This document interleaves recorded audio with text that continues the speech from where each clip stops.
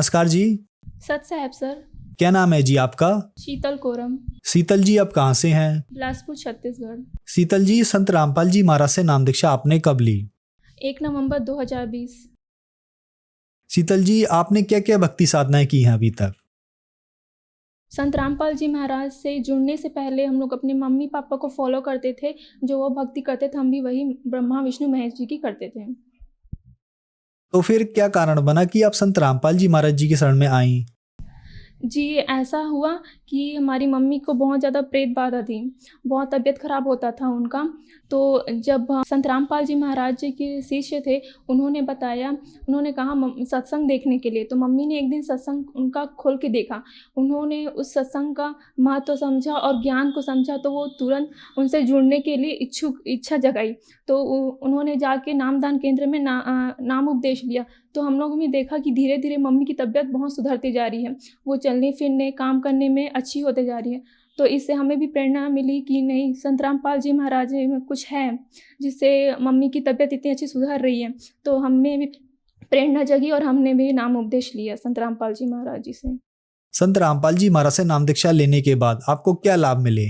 जी, पहला लाभ तो ऐसा है कि मैं जब भी कॉलेज से घर आती थी, तो घर में आने के बाद मेरे पैरों में बहुत तकलीफ़ होती थी। रोज़ मम्मी रात को मेरा पैर दबाती थी, मालिश करती थी, तब जाके मैं सो पाती थी।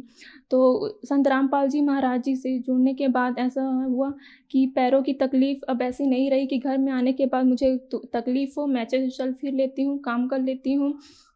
और दूसरा लाभ ये हुआ कि हमारे घर में बहुत प्रेत बाधा थी, मतलब भूत वगैरह घूमते रहते थे। कुछ न कुछ होते ही रहता था, किसी न किसी का तबीयत ख़राब होते रहता था। तो जिसके कारण घर में बहुत असुविधा होती थी।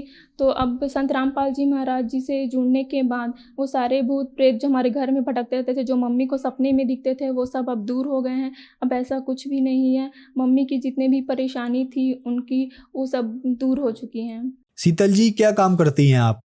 मैं अभी स्टूडेंट हूँ बीटेक की, मैकेनिकल ब्रांच की।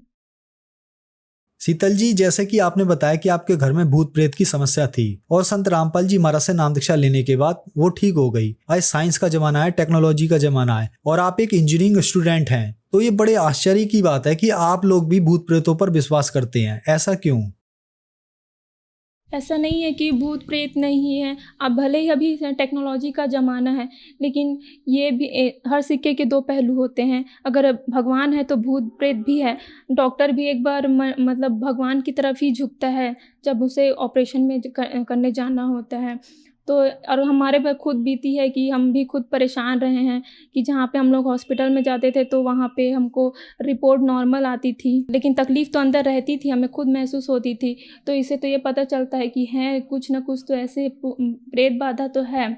तो ऐसा नहीं है कि साइंस का ज़माना है तो हम लोग भूत प्रेत को एकदम इग्नोर कर दें, ऐसा नहीं है। शीतल जी, संत रामपाल जी महाराज जी के बारे में ये भी कहा जाता है कि उनसे उनके अनुयायी अंधश्रद्धा के तहत जुड़े हैं। कम से कम आपको देखकर तो ऐसा नहीं लगता, क्योंकि आप बीटेक कर रही हैं, इंजीनियरिंग की स्टूडेंट हैं। क्या ये बात सही है? जी, बिल्कुल भी नहीं। अंधश्रद्धा तो वो है जो हम मूर्ति पूजा करते थे, जो हम पहले मंदिरों में जाके मूर्तियाँ पूजा करते थे, तीर्थों में जाते थे ताकि हमें लाभ हो, लेकिन तीर्थों में जाने से कोई लाभ नहीं है। ये संत रामपाल जी महाराज जी ने बताया, मूर्ति पूजा करना मना है, ये सब हमारे वेदों में लिखा हुआ है। आज शिक्षित समाज है, पढ़ सकता है, वेदों से मिला सकता है, ये सब हमारे संत रामपाल जी महाराज वेदों से प्रमाणित करके बता रहे हैं। शीतल जी, संत रामपाल जी महाराज से नाम दीक्षा कैसे ली जा सकती है? विभिन्न चैनलों में संत रामपाल जी महाराज जी के सत्संग चलते हैं। उसमें नीचे पीली पट्टी हुई दी होती है, जिसमें आश्रम के कॉन्टैक्ट नंबर होते हैं। उसमें कॉन्टैक्ट करने से आपके नज़दीकी नामदान केंद्र के बारे में बता दिया जाएगा। आप वहां जाके नाम उपदेश लेके अपना कल्याण करा सकते हैं। धन्यवाद जी। सत साहिब।